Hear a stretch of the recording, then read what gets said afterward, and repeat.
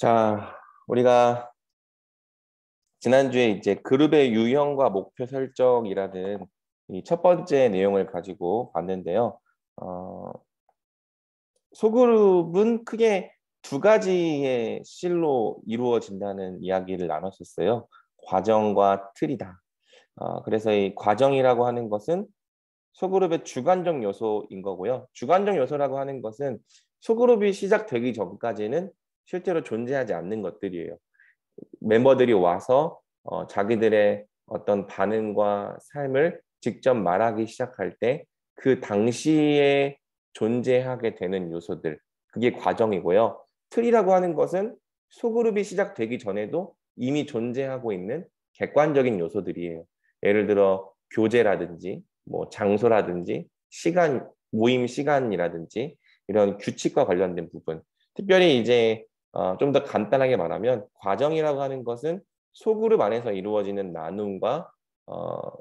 나눔이라고 할 수 있겠고, 틀이라고 하는 것은 소그룹을 가능하게 해주는 일종의 어떤 내용들, 객관적인 내용들, 교재들, 뭐 질문들, 이런 것들이라고 할 수 있겠죠.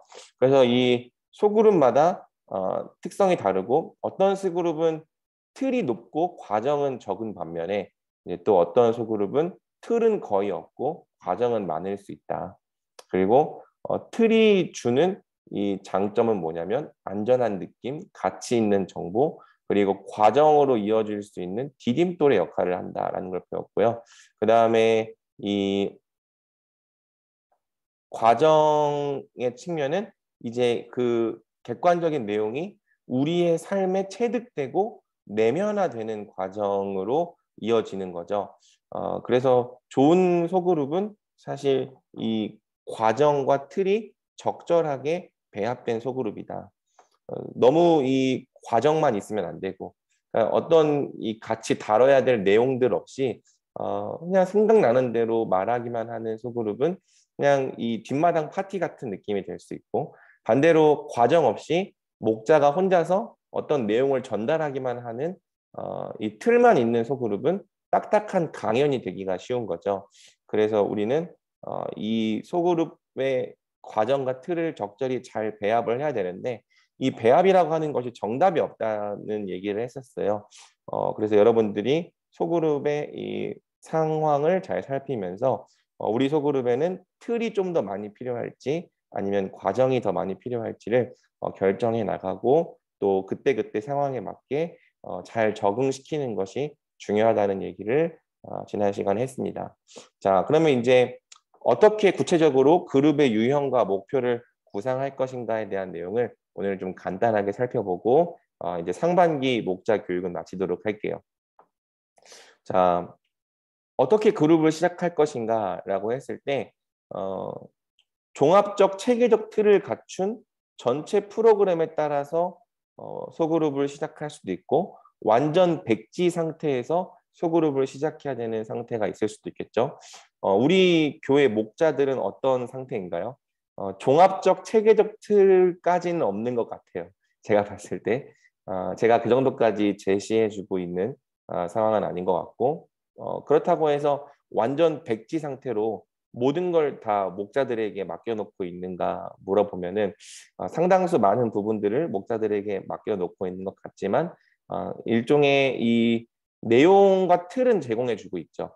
목자 가이드를 통해서 질문을 제공해주고 있고, 또 질문에 예상되는 답변을 제공해주고 있기 때문에 한 이 중간 정도의 위치에서 시작되고 있는 것 같은데요. 출발점은 화해의 사역이다.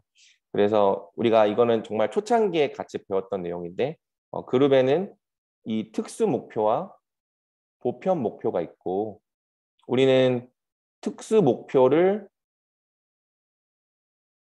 해 나가는 과정, 뭐 성경을 공부한다든지 또는 어떤 교재를 공부한다든지 이런 특수 목표를 해 나가는 과정에서도 항상 보편 목표의 성취에 힘을 써야 된다고 했어요. 이 소그룹을 통해서 여기 있는 사람들이 하나님을 만나고, 또 하나님과 화해하고, 또 자기 자신과 화해하고, 또 이웃과 화해하고, 하나님께서 지으신 하나님의 형상 본연의 모습으로 회복되어져 갈 수 있도록, 그 과정이 이 소그룹 안에서 일어나게 하는 거지. 뭐 어떤 특정한 내용 자체를 전달하는 것 자체가 소그룹의 목표인 것처럼 생각하면 안 된다는 거죠. 그래서 틀을 진행하는 것만이 마치 목표의 전체인 것처럼 생각하면 안 되는 거고, 이 얘기는 곧 우리는 지금 설교 나눔을 하고 있는데 설교 나눔을 하는 것이 목표의 전체인 것처럼 생각해서는 안 된다. 모든 소그룹이 항상 공유하는 궁극 목표로 시작해라. 화목해 하는 사역. 당신이 할 일은 멤버들을 하나님과 그분이 지으신 본연의 삶으로 돌아가게 하는 거다. 그러니까 우리는 이 말씀이라는 재료를 가지고 그 앞에서 함께 고민하고 생각하면서 어떻게 하나님께서 원하시는 삶으로 돌아갈 수 있을지 요거를 고민하는 거지, 그 객관적인 내용 자체를 잘 이해하고 습득하는 거기까지가 목표가 아니라는 거죠. 그리고 이런 화해 과정에서 자기 사람들을 찾으시고 구원하신다.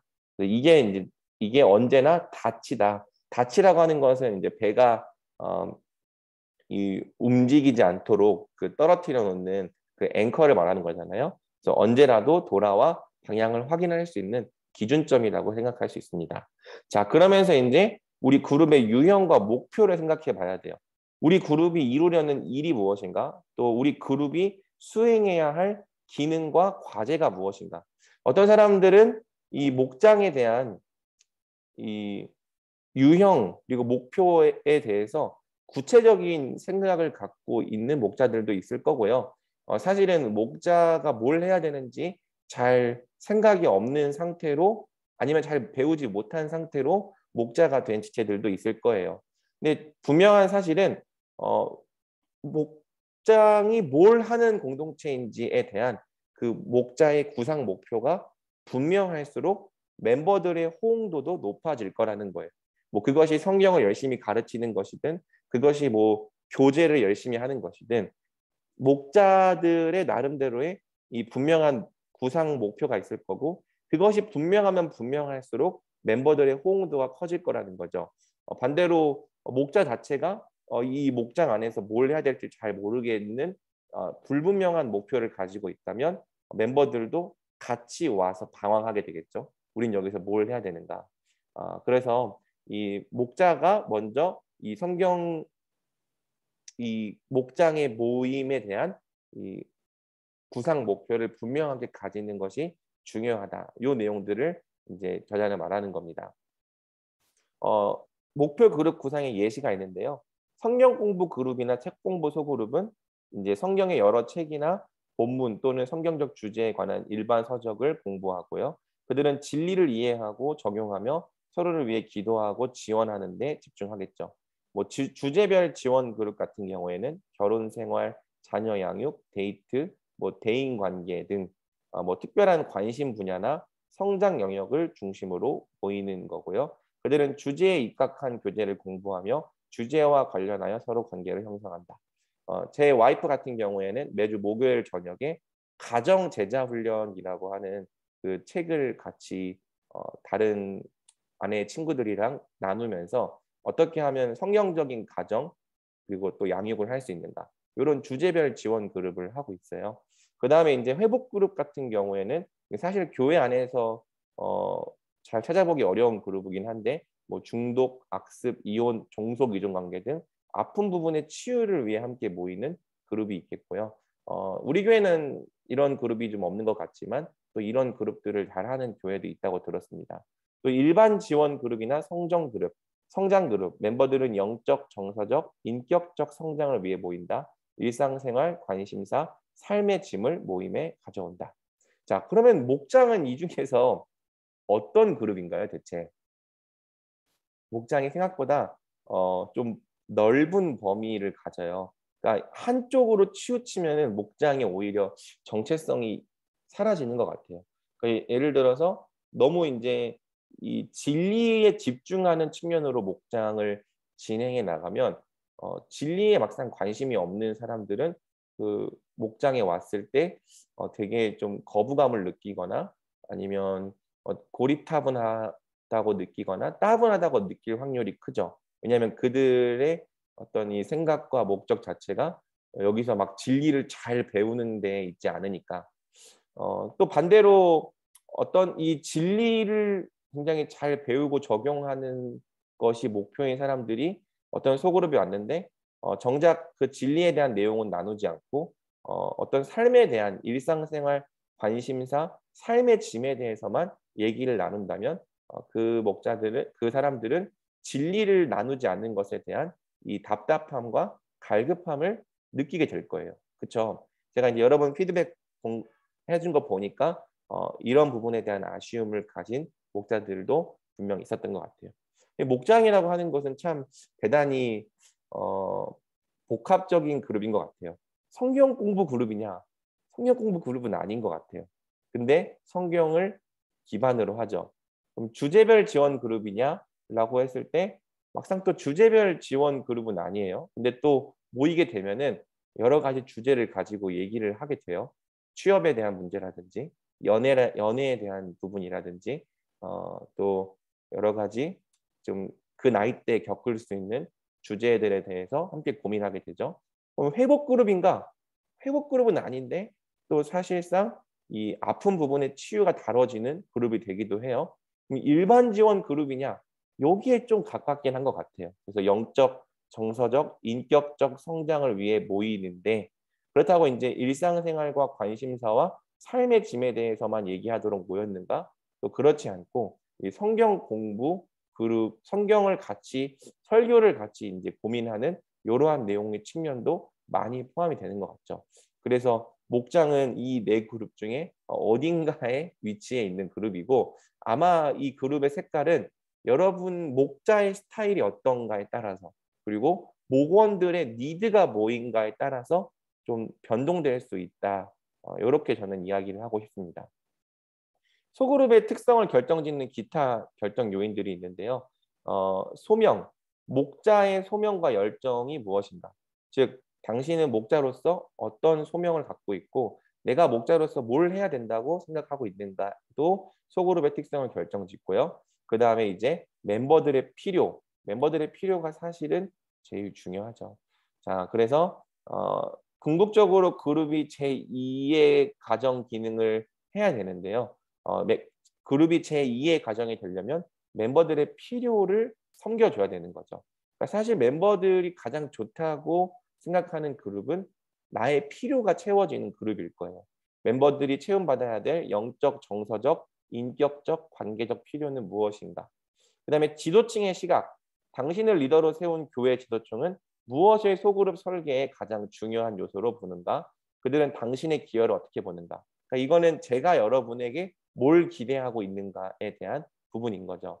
그러니까 제가 여러분에 대한 기대가 많다고 생각하는 지체들은 이 목자로서의 사역이 좀 부담스러울 수 있고 그러니까 예를 들어서 인제 피드백 내용 들은 것 중에 보니까 잘 안 나오는 지체들까지도 다 챙기는 것이 좀 힘들었다 말한 목자가 있었는데 사실 제가 그 정도까지 여러분에게 어 요구하고 있는 건 아니거든요. 물론 인제 한 번씩 연락해 보는 것도 괜찮지만 제가 처음부터 얘기했던 것은 너무 이 나오지 않는 사람들에 있어서 스트레스를 받느라 에너지를 소모하지 말고 잘 나오는 사람들에게 집중하면서 목자로서의 기쁨과 또 그 안에서 열매를 누리라. 요런 얘기를 했던 것 같아요. 그래서 지도층이 나를 어떻게 이해하고 있는가를 생각해 보는 것도 소그룹의 특성을 결정하고요. 또 중요한 부분인데 가능한 시간과 자원이 무엇인가. 그래서 이 내가 이 그룹에 시간과 돈을 얼마나 투자할 수 있는가, 또 영적인 에너지를 얼마나 투자할 수 있는가도 이 소그룹의 특성을 결정짓겠죠. 근데 이때 가장 중요한 것은 멤버들의 정서적, 영적 필요다. 그래서 그룹의 유형은 영영 굳어질 필요가 없다. 대개 리더는 다양한 환경을 경험하면서 다른 모델이 더 효과가 좋음을 발견한다. 경험은 다양할수록 좋다. 멤버들을 틀에 맞추지 말고 틀을 멤버들의 최고의 유익에 맞춰라. 이 얘기인즉슨 그냥 이런 목장이 좋은 목장인 것 같은데 지금 당장 이런 목장이 내가 원하는 대로 안 된다고 해서 걱정하지 말고 멤버들을 이 틀에 맞추려고 하기보다는 멤버들의 유익에 여러분의 그 목장 형태를 맞추면 된다는 거죠. 그래서 지금 당장 이 목장에 오는 지체들이 말씀을 막 적용하고 배워가고 이해해가는 일에 그렇게 큰 관심이 없고 그저 이제 목원들 간의 어떤 관계나 연결이나 그런 정서적인 필요를 채움받기 원한다. 그러면요, 그거를 많이 해주면 돼요. 걱정할 필요 없이 그거를 많이 해주면 그 부분들이 채워지면서 또 말씀에 대한 관심으로 넘어가는 부분이 오기도 할 거예요. 근데 처음에는 이렇게 관계나 정서적 필요 이런 것들을 채워주다가 어느 순간 말씀이 막 씨앗이 막 싹트기 시작하면서 막 성경에 대한 관심이 주어지고 또 기도와 큐티와 경건 생활에 대한 관심이 막 그 멤버들 안에서 일어나고 있다. 그러면은 조금 더 심도 있게 말씀에 집중해 보는 그런 방향으로 갈 수 있겠죠. 또 한편으로는 내면의 어떤 이 아픔과 상처들을 서로 막 고백하고 내어놓기 시작했다. 그러면 그 부분들을 다루면 돼요. 항상 이 정해 정해지지 인제 정해진 어떤 틀을 따라갈 필요가 없고요. 여러분들이 목원들의 상태를 잘 살피는 것이 가장 중요하다는 것. 인간이 안식일을 위해 있지 않고 안식일이 인간을 유익을 있는 것 위해 있는 것처럼 그룹도 멤버들의 유익을 위해 짜여져야 한다. 그래서 그리고 이 멤버들의 유익을 짜기 위해서 가장 중요한 본질은 멤버들을 사랑하면 된다. 이게 사실 제일 어려우면서 가장 본질이죠. 그러니까 결국에는 엄마는 자녀에게 자녀가 싫어하는 음식을 먹일 방법을 찾아내거든요. 자녀가 야채를 안 먹어. 그래 이 당근, 뭐 시금치 이런 거 몸에 좋은 것들을 안 먹고 항상 몸에 안 좋은 것들만 먹으려고 한다면 엄마는 방법을 찾아낼 거예요. 왜? 사랑하기 때문에. 그래서 막 먹을 걸 가지고 놀이를 시켜 보기도 하고 놀이하면서 인제 하나씩 먹여 보기도 하고 아니면 뭐 잘게 잘라서 볶음밥을 만들어서 먹여 보기도 하면서 결국에는 그 자녀가 그 음식을 먹게 만들 거란 말이죠. 근데 이 방법을 찾아내는 것에 있어서 가장 중요한 동기는 바로 사랑하는 것. '나는 이 멤버들을 어떻게 도울 수 있지? 나는 이 목장을 어떻게 세워갈 수 있을지?' 그거를 사랑하는 마음에서 고민하면 그 고민 안에서 답을 찾게 될 거라는 거죠. 그래서 여러분들이 올 상반기에 목자로서 멤버들을 사랑하기 위해 힘쓴 것에 정말 감사하고요. 또 하반기에도 더 많이 사랑함으로써 이 목장 안에서 많은 열매를 맺는 은혜가 있기를 주님의 이름으로 축복합니다. 이따가 뭐 잠깐 20분 정도 나눌 시간 주겠는데요. 그때 한번 여중에서 나누고 싶은 질문이 있다면 한두 가지 정도만 나눠 보면 좋을 것 같아요. 특별히 어 나의 목 '나는 목장을 어떻게 생각하는가?' 그리고 '내 목장에 모이는 멤버들의 정서적 영적 필요는 뭐라고 생각하는가?' 그리고 이 둘이 서로 만나고 있는가. 그러니까 내가 생각하는 목장이랑 멤버들의 정서적 영적 필요가 서로 같이 함께 부합되고 있는가. 요거를 고민해 보면 생각보다 많은 인사이트를 얻을 수 있을 거라고 생각합니다.